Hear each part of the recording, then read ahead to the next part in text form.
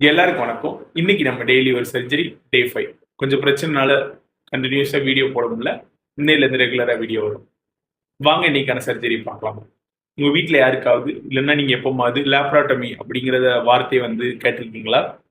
இப்போ அந்த வீடியோ பார்க்கறதுனால உங்களுக்கு லேப்ராட்டமினா என்ன அப்படின்னு ஒரு பேசிக் ஐடியா கிடைக்கும்.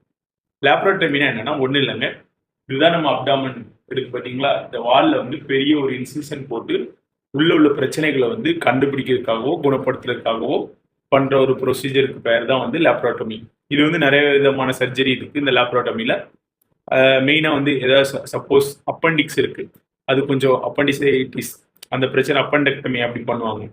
பண்ணும்போது கொஞ்சம் காம்ப்ளிகேட் ஆயிட்டு அப்படின்னா லேப்ராட்டமி பண்ணுவாங்க. ஏதாவது ஃபீமேலுக்கு சிஸ்ட், ஒவேரியன் சிஸ்ட் அந்த மாதிரி ஏதாவது கட்டி இருந்துச்சுன்னா அதை ரிமூவ் பண்றதுக்கு லேப்ராட்டமி பண்ணுவாங்க.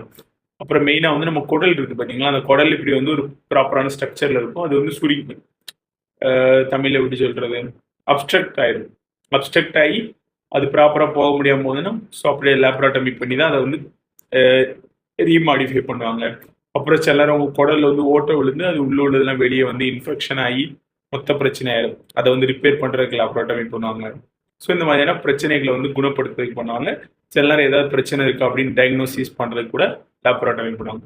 ஸோ இந்த வீடியோ பார்த்ததுனால லேப்ராட்டமினா என்ன அப்படிங்கிற ஒரு பேசிக் ஐடியா தெரிஞ்சிருக்கும். நாளைக்கு இது போல ஒரு சர்ஜரி வீடியோவில் உங்களை சந்திக்கலாம். பாய். நம்ம சேனல் பிடிச்சதுன்னா மறக்காம சப்ஸ்கிரைப் பண்ணிடுங்க. இந்த வீடியோக்கு ஒரு லைக்கும் பண்ணிடுங்க.